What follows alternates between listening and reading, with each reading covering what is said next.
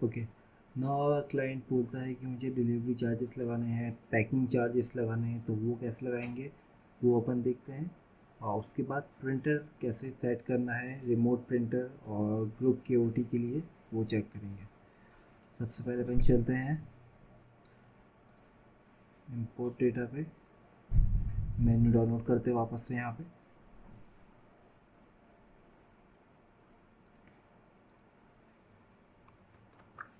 इसको मैं डेस्कटॉप पे रख लेता हूँ।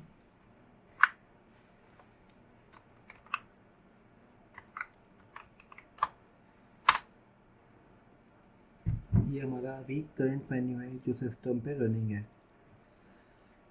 यहाँ पे आप देख रहे हैं कॉलम है आईडी वाला, इसमें हमें कभी भी कोई चेंजेस नहीं करने हैं।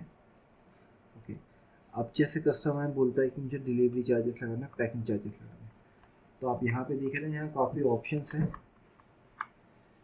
सर्विस चार्ज भी है, सर्विस चार्जेस हैं, होम डिलीवरी है, पैकिंग चार्ज है, होम डिलीवरी चार्ज है। यहाँ पे हम यूज़ करेंगे सर्विस चार्ज, सॉरी एक बार सॉरी, यहाँ हम यूज़ करेंगे पैकिंग चार्ज और home delivery charge.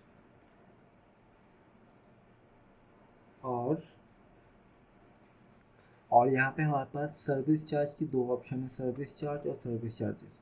Service charge editable होता है, यहाँ पे जो क्लाइंट है जो बिलिंग करेगा वो मैनुअली सर्विस चार्ज लगा सकता है। और जो सर्विस चार्जेस हैं ये वाला, यहाँ पे एक डिफाइंड परसेंटेज सेलेक्ट किया जाता है जिसको हम सेट करते हैं हेडी से बैकएंड से। सर्विस चार्जेस और होम डिलीवरी, यहाँ पे ये दो ऑप्शन आप देख रहे हैं, ये डिफ़ॉल्ट रहते हैं, ये चलते हैं परसेंट वाइज। और service charge, packing charge, home delivery charge ये चलते हैं मैनुअली, इसको अपन एडिट करके अपने अकॉर्डिंग चार्ज लगा सकते हैं। तो जैसे अभी मैं अप्लाई करता हूँ सर्विस चार्ज, पैकिंग चार्ज और होम डिलीवरी चार्ज, ओके, सभी आइटम्स पे। तो यहाँ देख लेते हैं लास्ट कौन से पे जा रहा है अपना, ये है 34 पे लास्ट आ रहा है।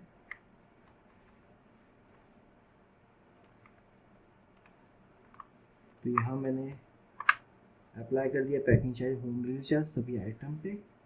सेम एज में सर्विस चार्ज भी अप्लाई करूँगा सभी आइटम्स के ऊपर,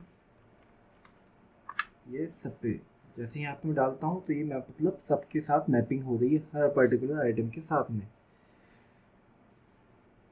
और जैसे मैंने बताया सर्विस चार्जेस और होम डिलीवरी चार्ज, इसको भी सिलेक्ट कर लेता हूँ मैं।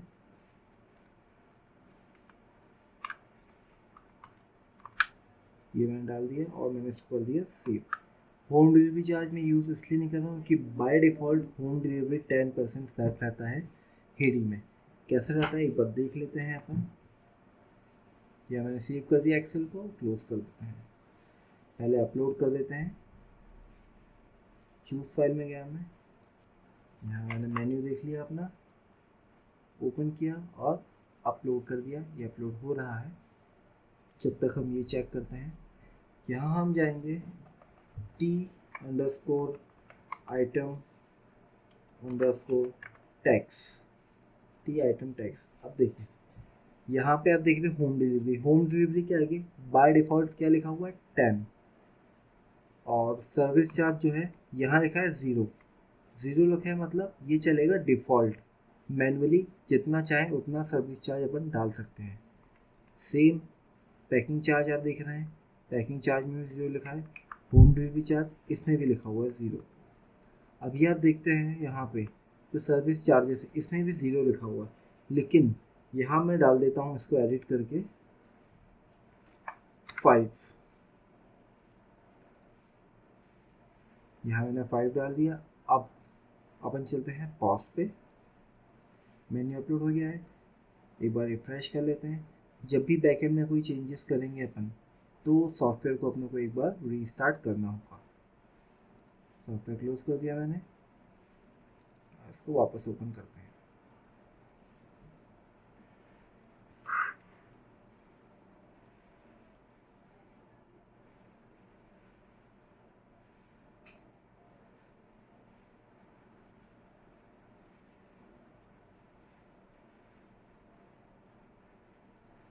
थोड़ा टाइम ले रहा है ये ओपन होने के लिए।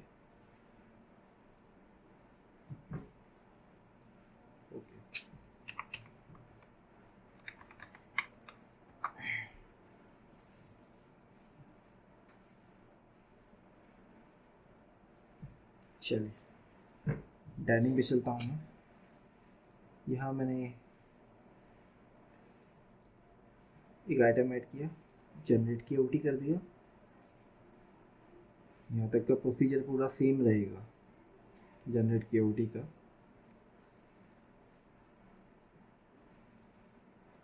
मेरा की ओटी जनरेट हो गया है, जनरेट बिल करता हूँ। अब आप यहाँ देख रहे हैं यहाँ काफ़ी सारे ऑप्शंस आ रहे हैं। टैक्सेस आ गया। अब देखिए सर्विस चार्जेस जो मैंने बताया था 5% ऑटोमेटिक अप्लाई हो गया है 15 रुपीज़, ठीक है, आइटम के ऊपर। आइटम का प्राइस कितना है 300 का 5% निकाला गया है और उसके बाद यहाँ पे टैक्सेस अप्लाई हो गए हैं। ओके, तो ये टोटल सर्विस चार्ज ऐड होने के बाद और साथ में टैक्सेस ऐड होने के बाद टोटल अमाउंट हुआ 330। अगर मुझे मैनुअल सर्विस चार्ज लगाना है तो यहाँ मैं मान लीजिए 10 डाल देता हूँ और एंटर प्रेस करता हूँ तो ये 340 हो गया। मुझे पैकिंग चार्ज भी लगाना है, डबल क्लिक किया, यहाँ मैंने 12 रुपीज़ डाल के एंटर प्रेस किया, पैकिंग चार्ज 12 हो गया। होम डिलीवरी चार्ज भी लगाना है, यहाँ मैंने डबल क्लिक किया और 15 डाल दिया, एंटर प्रेस कर दिया। तो सारे जो भी आपके चार्जेस हैं वो ऐड हो गए हैं। इसके मैं कर दूँगा प्रिंट एंड टेंडर। जैसे प्रिंट एंड टेंडर करूँगा मेरा बिल जनरेट होगा। एक बार देख लेते हैं इस बार व्यू कैसा आया है अपने बिल का। जैसा आपको पता है अभी प्रिंटर नहीं है तो हम PDF के अकॉर्डिंग चेक करेंगे।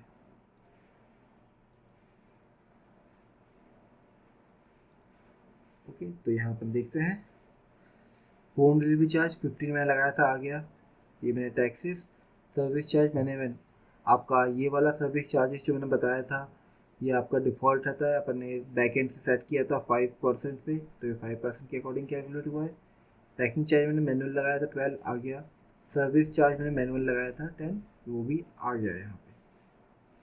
ओके, क्लोज कर देते हैं इसको, सॉफ्टवेयर पे चलते हैं। पेमेंट लेने के बाद डन। और एक बार चलते अपन होम डिलीवरी में भी देख लेते हैं। यहाँ पे होम डिलीवरी में सबसे पहले मुझे गेस्ट ऐड करना होता है। गेस्ट ऐड नहीं करेंगे तो ये आगे मूव ऑन नहीं करेगा और साथ में ये बोल रहा है डिलीवरी बॉय को ऐड करने के लिए। तो पहले हम चलते हैं डिलीवरी बॉय ऐड करते हैं, देख लेते कोई है कि नहीं। ओके, एक आ रहा है। तो यहाँ जैसे मैं नीलेश डाल दिया और मोबाइल नंबर डाल दिया। यहाँ से मैंने जो भी डिलीवरी बॉय अपन बैकएंड से बना सकते हैं उसको ऐड कर लेंगे और नेक्स्ट। अब यहाँ मैंने आइटम का प्राइस किया, आइटम का प्राइस 30 है, ये याद रखिएगा। ओके, 30 के बाद यहाँ देख रहे हैं इसका प्राइस हो जाता है 33। ओके, अब यहाँ पे हम देख सकते हैं SGST 2.5 लग गया, सर्विस चार्ज यहाँ पे आ गया और एक एक्स्ट्रा चार्ज आ गया यहाँ पे होम डिलीवरी चार्ज। यहाँ मैं मैनुअली होम डिलीवरी चार्ज डाल सकता हूँ जितना मुझे डालना है। जैसे मान लीजिए 20 रुपीज़ मेरा डिलीवरी चार्ज मैंने ऐड कर दिया। पैकिंग चार्ज भी डालना है तो वो भी मैं यहाँ से डाल देता हूँ और फिर प्रिंट एंड टेंडर करते हैं और डन। एक बार फिर से व्यू चेक करते हैं कैसा बिल आया इस बार। ओके, तो यहाँ पे मेरा सर्विस चार्ज आ गया है, पैकिंग चार्ज आ गया और होम डिलीवरी चार्ज भी आ गया है। ओके, तो ये अपना होम डिलीवरी भी हो गया। अब हम चलते हैं अपने बैकएंड पे प्रिंटर सेट करने के लिए। ये हेडिंग ओपन करेंगे, यहाँ से हम जाते हैं T_parents, यहाँ क्लियर कर देंगे। हमारे जो प्रिंटर सेट होते हैं वो होते हैं 121 और 122 नंबर पे। इसको ड्रॉप करते हैं। यहाँ हम देख रहे हैं बाय डिफ़ॉल्ट HP और डेल लिखा हुआ है, मतलब यहाँ पे हम वो नाम डालते हैं जो हमारे प्रिंटर का नाम होता है। प्रिंटर का नाम कहाँ से चेक करेंगे, ड्राइवर, प्रिंटर का ड्राइवर इंस्टॉल करने के बाद हम जाएंगे डिवाइस एंड प्रिंटर में, तो यहाँ पे हमें प्रिंटर के नाम शो करता है। अब यहाँ प्रिंटर का नाम शो नहीं कर रहा है क्योंकि ड्राइवर इंस्टॉल्ड नहीं है। जब हम इंस्टॉल करेंगे तो यहाँ पे नाम शो करेगा, उस नाम को हमें कॉपी करके यहाँ पे पेस्ट कर देना है। जैसे ही हम पेस्ट करते हैं, पेस्ट करने के बाद उस प्रिंटर पे हमारा प्रिंट सेंड होता है KOT और बिल का। ओके, सेटिंग कैसे करते हैं वो भी एक बार देख लेते हैं। यहाँ पे नाम डालने के बाद सपोज हमने जो प्रिंटर इंस्टॉल किए हैं उनका नाम HP है और एक प्रिंटर और है डेल। बेसिकली कस्टमर्स क्या करते हैं, एक ही प्रिंटर यूज़ करते हैं KOT और प्रिंट के लिए। अगर कस्टमर को 2 प्रिंटर यूज़ करना है, सेपरेट प्रिंटर KOT के लिए सेपरेट और बिल के लिए सेपरेट प्रिंटर चाहिए। मान लीजिए HP जो प्रिंटर है क्लाइंट का वो है KOT के लिए और जो डेल है वो है बिल के लिए। तो इसको हमें सेट कैसे करना है KOT और बिल के लिए वो हम चेक करते हैं। तो इसके लिए हम सबसे पहले जाएंगे अपने क्रोम पे, हमारा पेज ओपन है, यहाँ से हम जाएंगे सेटअप में। सेटअप के बाद हम जाएंगे लोकेशन मास्टर ड्रॉप करके जाएंगे हम यहाँ से, इसको ड्रैग करते हैं और एडिट करेंगे। एडिट करने के बाद फील्ड्स ऊपर आ गए हैं। हाँ, एक चीज़ और, लोकेशन मास्टर में हम टैक्सेस भी चेक कर सकते हैं।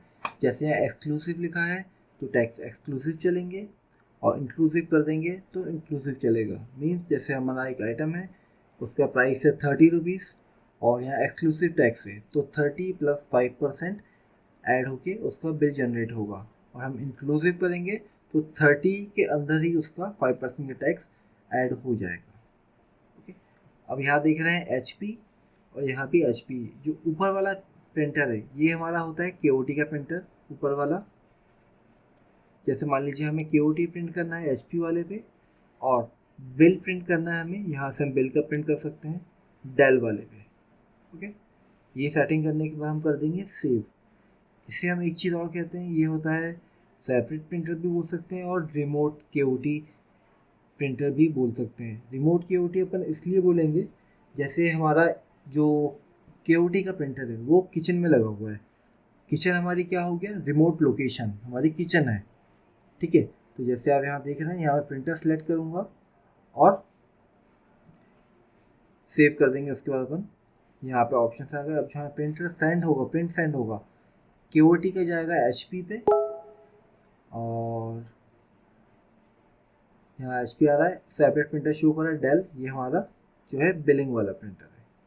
ओके, और इसमें और भी कॉन्फ़िगरेशन है। ये तो नॉर्मल कंडीशन मैंने आपको बताई है, 2 प्रिंटर अलग अलग सेट करने के लिए। अब जैसे मान लीजिए एक प्रिंटर और क्रिएट करते हैं अपन। यहाँ पे आए,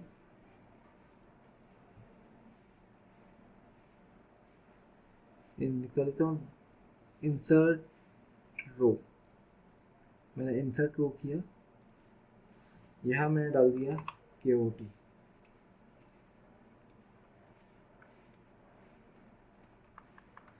कॉपी किया, सेम यहाँ डाल दिया मैंने KOT। यहाँ मैंने प्रिंटर अंडरस्कोर नेम, सेम जो कॉन्फ़िगरेशन मैंने पुराने वाले प्रिंटर्स की वही चीज़ अपन यहाँ मेंशन करते हैं। इसको मैंने सेव कर दिया। अब जैसे नहीं करें, यहाँ नल है तो यहाँ पे नल सेव करा देते हैं अपन। चलिए, यहीं से कॉपी किया मैं नल को, यहाँ पेस्ट कर दिया, दोनों में नल आ गया। ओके, तो ये मेरा आ गया पूरा KOT एक प्रिंटर और ऐड हो गया मेरा। अब अगर मैं जाऊँगा यहाँ पे, एक बार रिफ़्रेश करेंगे। रिफ़्रेश करने के बाद मैं जाता हूँ अपने सेटअप में, फिर लोकेशन मास्टर, यहाँ पे मैं करूँगा एडिट। जैसे मैं एडिट करूँगा, अब मैं यहाँ देखूँगा, यहाँ मेरे पास 3 आ गए। ये इस कंडीशन में होता है जैसे कस्टमर ने मुझे बोला।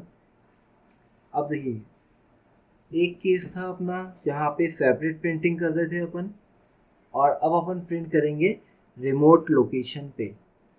रिमोट लोकेशन के लिए सबसे पहले एक चीज़ होती है, हमें जो डिफ़ॉल्ट KOT का प्रिंटर है वो हमें बंद करना होता है, नहीं तो उसके डुप्लीकेट प्रिंट निकलेंगे। तो यहाँ पे मैं जाऊँगा, KOT सर्च करता हूँ। सॉरी, यहाँ हम सर्च करेंगे डिफ़ॉल्ट, व्यू डिफ़ॉल्ट KOT। यहाँ से इसको हम कर देते हैं इनएक्टिव। जैसे हम डिफ़ॉल्ट KOT इनएक्टिव करेंगे, हमारा KOT का प्रिंट निकलना बंद हो जाएगा। और अब हम चलते हैं अपने बैकएंड पे, इसको रिफ्रेश करते हैं एक बार और। सेटअप में गए, लोकेशन मास्टर में गए, एडिट किया। याद रखिएगा यहाँ पे हम जो प्रिंटर सेट कर रहे हैं वो किचन के लिए सेट कर रहे हैं। यहाँ पे मेरे 2 सेपरेट किचन हैं जिसके अलग अलग प्रिंटर हैं, 2 सेपरेट किचन की लोकेशन हैं। ओके, तो हम इसको सेट करते हैं। यहाँ पे अब सेट करने की ज़रूरत नहीं है क्योंकि ये अपना डिफ़ॉल्ट वाला KOT प्रिंटर है जिसको अपन डिसेबल कर चुके हैं। अब यहाँ से हम चालू करेंगे रिमोट KOT। जैसे मैं रिमोट KOT चालू करूँगा यहाँ ऑप्शन आ जाएगा अपने पास, तो यहाँ से मैं सिलेक्ट कर सकता हूँ किस प्रिंटर पे मुझे भेजना है। ओके, अगर मेरे पास 2 प्रिंटर हैं, 2 डिफरेंट किचन्स हैं और मेरी जो कैटेगरी वाइज मुझे प्रिंट करना है, तो यहाँ से मैं अपना रिमोट ग्रुप KOT भी ऑन करूँगा। जैसे मैं रिमोट ग्रुप KOT ऑन करूँगा और ऐड पे क्लिक करते हैं, जैसे मेरे पास यहाँ पे 2 कैटेगरीज हैं, फूड एंड अदर और आइसक्रीम।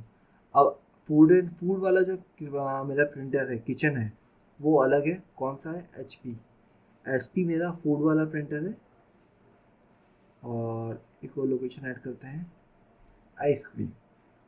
आइसक्रीम वाला जो प्रिंटर है वो है अपना KOT वाला प्रिंटर है। यहाँ मैंने क्या किया है, मेरे 2 डिफरेंट लोकेशन है किचन की। एक किचन ऐसा है जहाँ पे मेरा फूड प्रिपेयर होता है, एक किचन ऐसा है जहाँ पे मेरे आइसक्रीम और कोल्ड ड्रिंक्स मिलते हैं। तो जब मैं KOT जनरेट करूँगा, अगर फूड का KOT जनरेट करूँगा तो वो फूड वाले प्रिंटर पे जाके निकलेगा जो कि हमारा HP नाम से है। और अगर मैं आइसक्रीम का KOT जनरेट करूँगा तो वो हमारा निकलेगा आइसक्रीम वाले प्रिंटर पे जो कि हमारा है KOT के नाम से। तो इसे हम कहते हैं रिमोट ग्रुप KOT और हम इसको कर देते हैं सेव। अब हम चलते हैं पॉज पे, देखते हैं क्या होता है।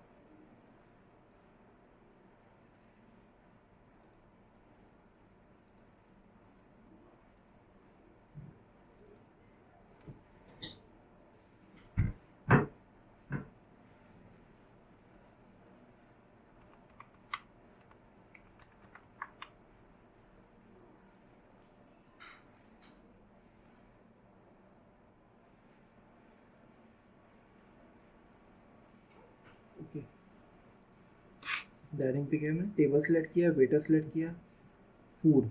जैसे मैंने बताया फूड का प्रिंटर मेरा HP नाम से है, आइसक्रीम वाला प्रिंटर मेरा KOT के नाम से है। तो फूड वाले को मैंने आइटम लिया, आलू बना, जनरेट KOT किया। अब मैं इसका प्रिंट चेक करता हूँ जाके, तो मुझे जो प्रिंट में मिलेगा सिर्फ सिंगल आइटम्स आएंगे यहाँ पे, और एक ही KOT पे सारे आइटम्स नहीं आएंगे क्योंकि हमने उन्हें सेपरेट कर दिया है।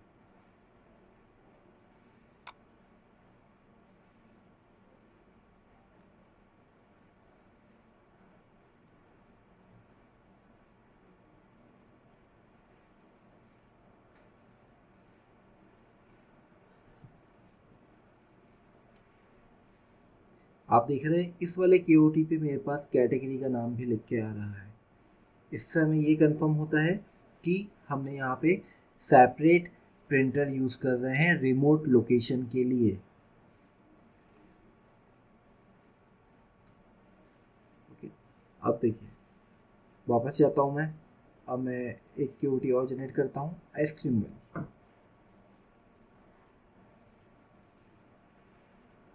चेक करते हैं, ये आ गया आइसक्रीम। मतलब कॉन्फ़िगरेशन करेक्ट हुआ है, प्रिंटर पे अलग अलग प्रिंट जा रहे हैं। फूड वाला HP वाले पे जा रहा है और आइसक्रीम वाला KOT वाले पे जा रहा है। ओके, तो ये हमारा हो गया separate KOT, separate printer. Okay, ये हम कंप्लीट करते हैं इस बिल को।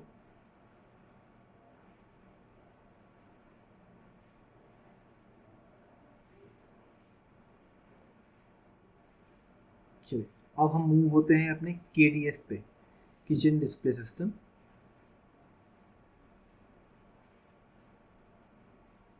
यहाँ क्या मैं ये जो मैंने फोल्डर डाउनलोड किया हुआ है इसकी लिंक है, आपको प्रोवाइड करवा दी जाएगी। तो ये जो आप देख रहे हैं पूरा ये फोल्डर मुझे कॉपी करना है, इसको मैं पेस्ट करूँगा अपने टॉमकैट वाले फोल्डर के अंदर जाके। Tomcat Apache web apps, same यहाँ मुझे सिर्फ पेस्ट करना है इस फोल्डर। यहाँ मैंने फोल्डर पेस्ट कर दिया है मैंने। अब ये चलेगा कैसा एक बार वो भी अपन देख लेते हैं। ओके, जैसे आप यहाँ पे देख रहे हैं मैंने कॉन्फ़िगरेशन लिख रखा है पूरा KDS को कैसे करना है। ओके, वहाँ पे जब मैंने फोल्डर पेस्ट कर दूंगा, मैं फोल्डर को पेस्ट करने के बाद मुझे क्या करना है, main.js फाइल के अंदर जाना है। main.js यहाँ पे चेक कर लेते हैं।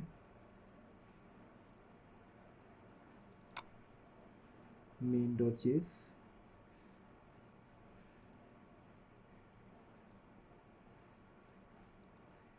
नोटपैड एडिट करूँगा इसको मैं, और यहाँ मुझे क्या सर्च करना है इसको एक बार देख लेते हैं। यहाँ मुझे सर्च करना है ये चीज़,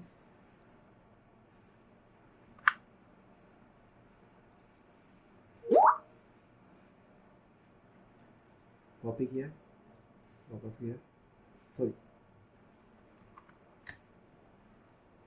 ओके, तो जैसे आप यहाँ पे देख रहे हैं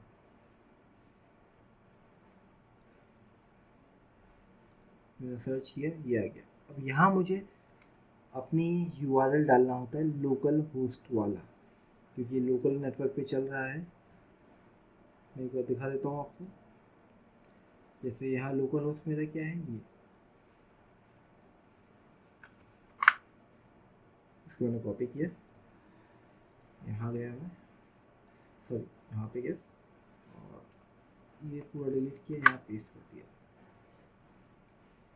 अब देखिए जैसे यहाँ पे मेरे दो सिस्टम हैं, एक सिस्टम है मेरा बिलिंग वाला, एक सिस्टम मेरा लगा हुआ है किचन के अंदर, जहाँ पे मेरा KOD जनरेट करने के बाद प्रिंट नहीं आएगा। अगर अपन KDS चलाते हैं तो इसमें प्रिंट नहीं निकलता है, क्योंकि क्लाइंट्स अगर KDS लेते हैं तो वो प्रिंटर नहीं लेते हैं किचन के लिए अलग से, वो सिर्फ डिस्प्ले पे देख के अपना ऑर्डर जनरेट करते हैं, प्रिपेयर करते हैं।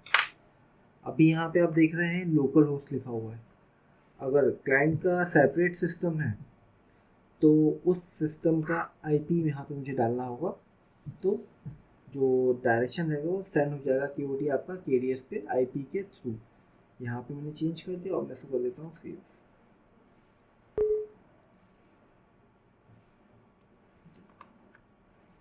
सेव हो गया है, कंफर्म कर लेते हैं। ओके, ये हो चुका है सेव। अब इसको मुझे चेक करने के लिए एक लिंक चाहिए होता है, KDS का अलग से सेपरेट लिंक होता है, देख लेते हैं अपन लिंक क्या है KDS को ओपन करने का।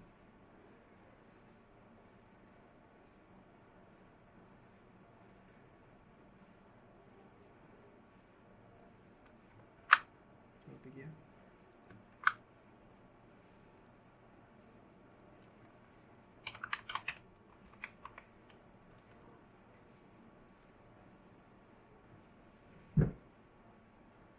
यहाँ पे मैं देख पा रहा है अभी ये ओपन नहीं हो रहा है।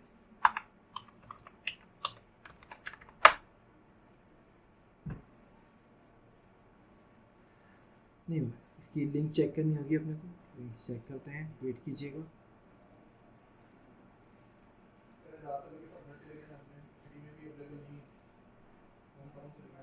ओके, तो ये है अपना KDS का लॉगिन पेज। यहाँ एक चीज़ आपको याद रखनी है, जो आपका URL है ये है आपका URL uncle.kds था। जो इसको हम एंटर करेंगे तो ये इसको हम बुकमार्क कर लेते हैं, KDS ऐप डन करेंगे और इसको एक बार अपन एडिट भी कर लेते हैं, क्योंकि ओपन नहीं होगा। जैसे मैं अगर इसको क्लोज़ करता हूँ, वापस से क्रोम ओपन करता हूँ और अगर मैं जाता हूँ अपने KDS पे, KDS ऐप दिख रहा है आप ये, तो ये एरर दिखा रहा है। तो इसके लिए मुझे थोड़ा सा एडिट करना होता है। बुकमार्क पे गया,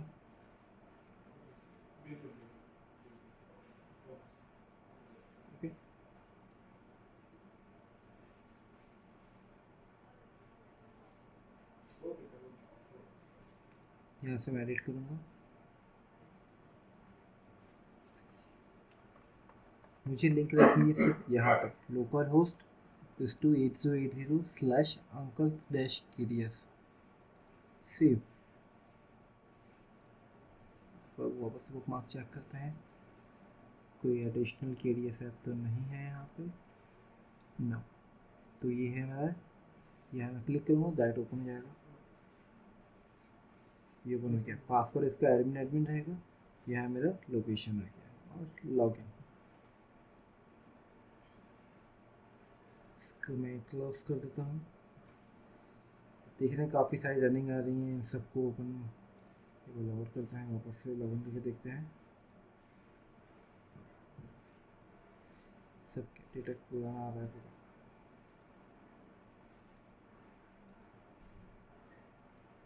ये कुछ रनिंग KOTs हैं, इनको हम मूव कर देते हैं यहाँ से।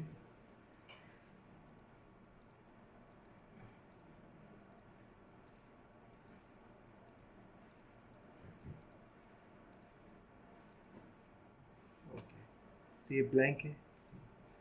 अब मैं अपने सॉफ्टवेयर पर चलता हूँ। सॉफ्टवेयर को एक बार रीस्टार्ट कर लेते हैं।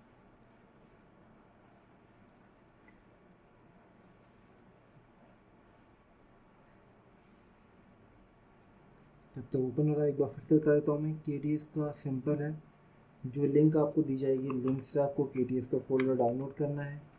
डाउनलोड करने के बाद आपको टॉमकैट में जाना है। टॉमकैट के अंदर वेब एप्स फोल्डर के अंदर आपको जो KDS का फोल्डर है, अंकल KDS, ये इसको पेस्ट करना है।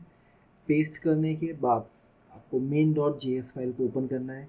वहाँ पे आपको लोकल होस्ट का URL डालना है और उसके बाद जो मैंने बुकमार्क का लिंक दिया उसको आपको डालना है। अब मैं डाइनिंग पे जाता हूँ, टेबल सेलेक्ट किया, वेटर सेलेक्ट किया, फूड, यहाँ मैंने आइटम सेलेक्ट कर लिए और इसको जनरेट KOT कर दिया। जैसे ही मैं यहाँ से जनरेट KOT करता हूँ, ये KOT मेरा जाके डिस्प्ले कहाँ पे होगा, KDS के ऊपर। अपन चलते हैं अपने KDS पे।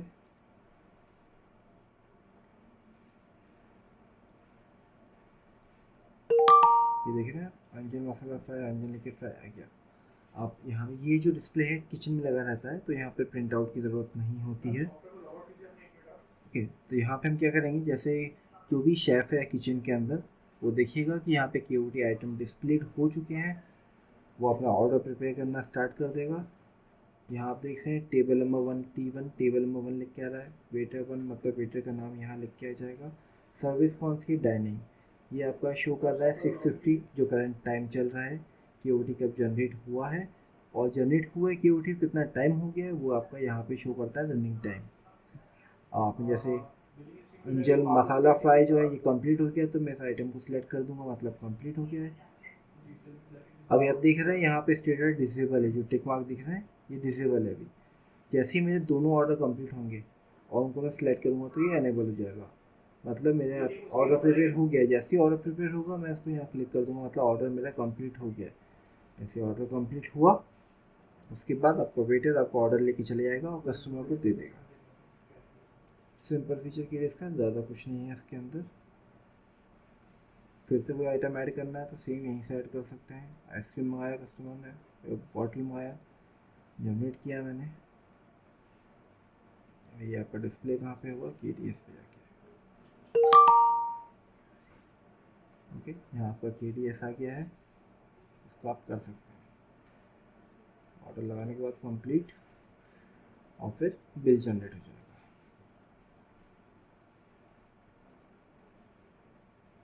बाकी फंक्शन तो एक्सेस की आपको बता ही चुका हूँ मैं, और डन।